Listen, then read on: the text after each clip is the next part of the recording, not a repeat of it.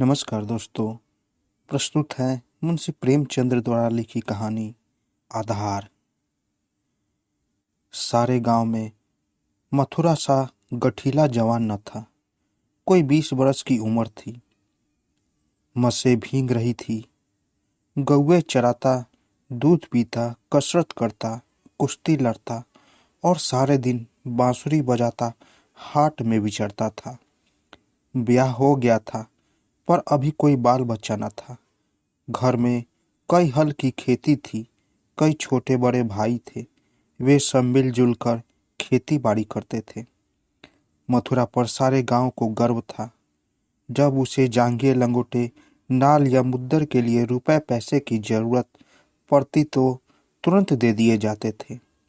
सारे घर का यही अभिलाषा थी कि मथुरा पहलवान हो जाए और अखाड़े में अपने सवाए को पछाड़े। इस लाड प्यार से मथुरा जरा टर्रा हो गया था। गाय किसी की खेत में पड़ी और आप अखाड़े में दंग लगा रहा है। कोई उल्हाना देता तो उसकी त्योरियां बदल जाती। गरज कर कहता, जो मन में आए कर लो, मथुरा को अखाड़ा छोड़कर हाँकने न जाएंगे। पर उसका डील डौल देखकर किसी को उससे उलझने की हिम्मत न पड़ती। लोग गम खा जाते। गर्मियों के दिन थे। ताल तलैया सूखी पड़ी थी। जोरों की लू चलने लगी थी। गांव में कहीं से एक सांड आ निकला और गौआ के साथ हो लिया। सारे दिन गौआ के साथ रहता। रात को बस्ती में घुस जाता और खूंटों से बंधे बैलों को सींगों से मारता। कभी किसी की गईली दीवार को सींगों से खोद डालता। घर का कूड़ा सींगों से उड़ाता। कई किसानों ने सांग भाजी लगा रखी थी। सारे दिन सींचते सींचते मरते थे। यह सांड रात को उस हरे भरे खेतों में पहुंच जाता और खेतों का खेत तबाह कर देता। लोग उसे डंडों से मारते, गांव से बाहर भगा आते, लेकिन जरा देर में गायों में पहुंच जाता। किसी की अक्ल काम न करती थी कि इस संकट को कैसे टाला जाए।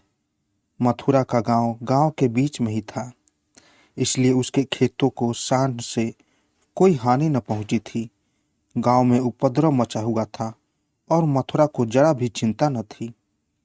आखिर जब धौर्य का अंतिम बंधन टूट गया तो एक दिन लोगों ने जाकर मथुरा को घेरा और बोले, भाई, कहो तो गांव में रहे, कहीं तो निकल जाए।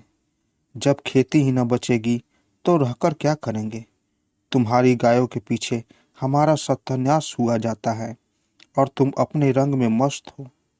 अगर भगवान ने तुम्हें बल दिया है तो इसे दूसरों की रक्षा करनी चाहिए। यह नहीं कि सबको पीस कर पी जाओ। सांड तुम्हारी गायों के कारण आता है और इसे भगाना तुम्हारा काम है, लेकिन तुम कानों में तेल डाले बैठे हो, मानो तुमसे कुछ मतलब ही नहीं। मथुरा को उसकी दया पर दया आई। बलवान मनुष्य प्रायः दयालु होता है। बोला, अच्छा जाओ, हम आज सांड को भगा देंगे। एक आदमी ने कहा, दूर तक भगाना, नहीं तो फिर लौट आएगा। मथुरा ने कंधे पर लाठी रखते हुए उत्तर दिया, अब लौट कर ना आएगा। चिलचिलाती दोपहरी थी।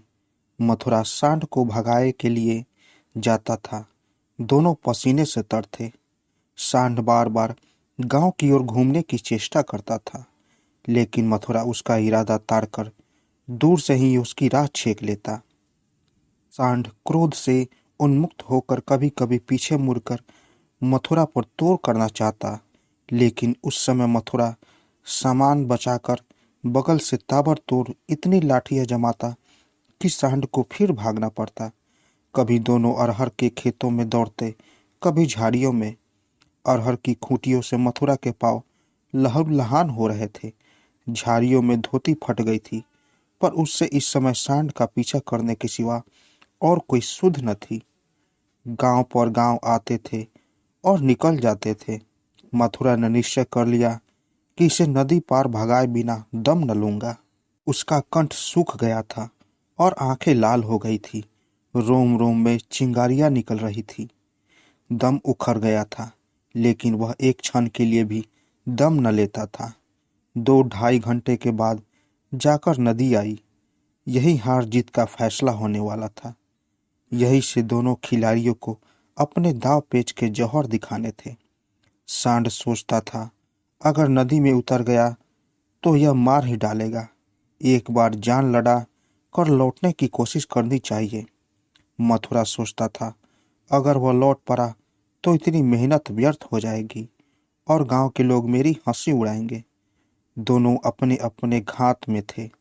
सांड ने बहुत चाहा कि तेज दौड़कर आगे निकल जाऊं और वहां से पीछे को फिर फिरूं, पर मथुरा ने उसे मुड़ने का मौका न दिया।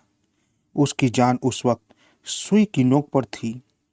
एक सांप भी चूका और प्राण भी गए। जरा पैर फिसला और फिर उठना नसीब न होगा। आखिर मनुष्य ने पशु पर विजय पाई है और सांड को नदी में घुसने के सिवाय और कोई उपाय न सूझा। मथुरा भी उसके पीछे नदी में बैठ गया और इतने डंडे लगाए कि उसकी लाठी टूट गई। अब मथुरा को जोरों से प्यास लगी। उसने नदी में मुंह लगा दिया और इस तरह छौंक छौंक कर पीने लगा मानो सारी नदी पी जाएगा। उसे अपने जीवन में कभी इतना पानी नहीं पिया, न अच्छा लगा था और न कभी उसने इतना पानी पिया था। मालूम नहीं 5 सेर पी गया था या 10 सेर, लेकिन पानी गर्म था, प्यास न बुझी। जरा देर में फिर नदी में मुंह लगा दिया और इतना पानी पिया कि पेट में सांस लेने की जगह भी न रही। तब गीली धोती कंधे पर डालकर घर की ओर चल दिया। लेकिन 10 ही पग चला होगा कि पेट में मीठा मीठा दर्द होने लगा। उसने सोचा, दौड़कर पानी पीने से ऐसा दर्द अक्सर हो जाता है, जरा देर में दूर हो जाएगा। लेकिन दर्द बढ़ने लगा और मथुरा का आगे जाना कठिन हो गया। वह एक पेड़ के नीचे बैठ गया और दर्द से बेचैन होकर जमीन पर लौटने लगा। कभी पेट को दबाता, कभी खड़ा हो जाता, कभी बैठ जाता, पर दर्द बढ़ता ही जाता था। अंत में उसने जोर जोर से कराहना और रोना शुरू किया, पर वहां कौन बैठा था जो उसकी खबर लेता। दूर तक कोई गांव नहीं, न आदमी आदम जात। बेचारा दोपहरी के सन्नाटे में तड़प तड़प कर मर गया। हम कहे से कड़ा गांव घाव सह सकते हैं, लेकिन जरा सा भी व्यक्तिक्रम नहीं सह सकते। वही देव का सा जवान जो कोसों तक सांड को भगाता चला आया था, तत्वों के विरोध का एक बार भी न सका। कौन जानता था कि यह दौड़ उसके लिए मौत की दौड़ होगी। कौन जानता था कि मौत ही सांड का रूप धरकर उसे यूं नचा रहा है। कौन जानता था कि जल जिसके बिना उसके प्राण होठों पर आ रहे थे, उसके लिए विष का काम करेगा। संध्या समय उसके घर वाले उसे ढूंढते हुए आए। देखा तो वह अनंत विश्राम में मग्न था। 1 महीना गुजर गया। गांव वाले अपने काम धंधे में लगे। घर वालों ने रो रो कर सब्र कर दिया था, पर अभागनी विधवा के आंसू कैसे पूछते। वह हरदम रोती रहती, आंखें चाहे बंद भी हो जाती, पर हृदय नित्य रोता रहता। इस घर में अब कैसे निर्वाह होगा, किस आधार पर जीऊंगी। अपने लिए जिया या तो महात्माओं को आता है या लंपटों को। अनुपमा को यह कला क्या मालूम। उसके लिए तो जीवन एक आधार चाहिए था, जिसे वह अपना सर्वस्व समझे, जिसके लिए जिस पर घमंड करे। घर वालों को यह गवारा न था कि वह कोई दूसरा घर करे, इसमें बदनामी थी। इसके सिवाय ऐसी सुशील, घर के कामों में कुशल, लेन देन के मामले में इतनी चतुर और रंग रूप की ऐसी सराहनीय स्त्री का किसी दूसरे के घर पर जाना ही उसे असह्य था। उधर अनुपा के मैके वाले एक जगह बातचीत पक्की कर रहे थे। जब तब बातें तय हो गई थी तो एक दिन अनुपमा का भाई उसे विदा कराने आ पहुंचा। अब तो घर में खलबली मची। इधर कहा गया, हम विदा न करेंगे। भाई ने कहा, हम विदा कराए बिना मानेंगे नहीं। गांव के आदमी जमा हो गए। पंचायत होने लगी। यह निश्चय हुआ कि अनुपा पर छोड़ दिया जाए, जी चाहे करे। यहाँ वालों को विश्वास था कि अनुपा इतनी जल्दी दूसरा घर करने को राजी न होगी। 2-4 बार ऐसा कह भी चुकी थी, लेकिन उस वक्त जो पूछा गया तो वह जाने को तैयार थी। आखिर उसकी विदाई का सामान होने लगा। डोली आ गई। गांव भर की स्त्रियां उसे देखने आई। अनुपा उठकर अपनी सास के पैरों में गिर पड़ी और हाथ जोड़कर बोली, अम्मा, कहाँ सुना, माफ करना। जी में तो था कि इसी घर में पड़ी रहूं, पर भगवान को मंजूर नहीं। यह कहते कहते उसकी जबान बंद हो गई। सास करुणा से विह्वल हो उठी, बोली, बेटी, जहाँ जाओ वहाँ सुखी रहो। हमारे भाग्य ही फूटे थे, नहीं तो तुम्हें क्या इस घर से जाना पड़ता। भगवान का दिया और सब कुछ है, पर उन्होंने जो नहीं दिया उसमें अपना क्या बस। बस आज तुम्हारा देवर सयाना होता तो बिगड़ी बात बन जाती। तुम्हारे मन में बैठे तो इसी को अपना समझो, पालो पोसो, बड़ा हो जाए तो सगाई कर दूंगी। यह कहकर उसने अपने सबसे छोटे लड़के वासुदेव से पूछा, क्यों रे, भौजाई से शादी करेगा। वासुदेव की उम्र 5 साल से अधिक न थी। अभी उसका विवाह होने वाला था। बातचीत हो चुकी थी। बोला, तब तो दूसरे के घर न जाएगी ना। माँ, नहीं, अब तेरे साथ ब्याह हो जाएगी तो क्यों जाएगी। वासुदेव, तब मैं करूँगा। माँ, अच्छा, उससे पूछ, तुमसे ब्याह करेगी। वासुदेव अनूप की गोद में जा बैठा और शर्माता हुआ बोला, हमसे ब्याह करोगी। यह कहकर वह हंसने लगा, लेकिन अनूप की आंखें डगबगा गई। वासुदेव को छाती से लगाते हुए बोली, अम्मा, दिल से कहती हो, सास भगवान जानते हैं। अनुपा, आज यह मेरे हो गए। सास, हाँ, सारा गांव देख रहा है। अनुपा, तो भैया से कहला भेजो, घर जाए, मैं इनके साथ न जाऊंगी। अनुपा को जीवन के लिए आधार की जरूरत थी। वह आधार मिल गया। सेवा मनुष्य की स्वाभाविक वृत्ति है। सेवा ही उसके जीवन का आधार है। अनुपा ने वासुदेव को लालन पोषण करना शुरू किया। उपटन और तेल लगाती, दूध रोटी मल मल के खिलाती। आप तालाब नहाने जाती तो उसे भी नहलाती, खेत में जाती तो उसे भी साथ ले जाती। थोड़े ही दिनों में उससे हिल मिल गया कि एक क्षण भी उसे न छोड़ता। माँ को भूल गया। कुछ खाने को जी चाहता तो अनुपा से मांगता। खेल में मार खाता तो रोता हुआ अनुपा के पास जाता। अनुपा ही उसे सुलाती, अनुपा ही उसे जगाती। बीमार हो तो अनुपा की गोद में लेकर बदलू वैद्य के घर जाती और दवाएं पिलाती। गांव के स्त्री पुरुष उसकी यह प्रेम तपस्या देखते और दांतों तले उंगली दबाते। पहले बिरले ही किसी को उस पर विश्वास था। लोग समझते थे 1-2 साल में इसका जी उब जाएगा और किसी तरफ का रास्ता लेगी। इस दुधमुहे बालक के नाम कब तक बैठी रहेगी। लेकिन यह सारी आकांक्षाएं निर्मूल थी। अनुपा को किसी ने अपने व्रत से विचलित न होते देखा।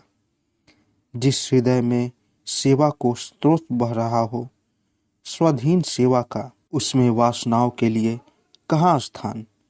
वासना का वार निर्मम, आशाहीन, आधारहीन प्राणियों पर ही होता है।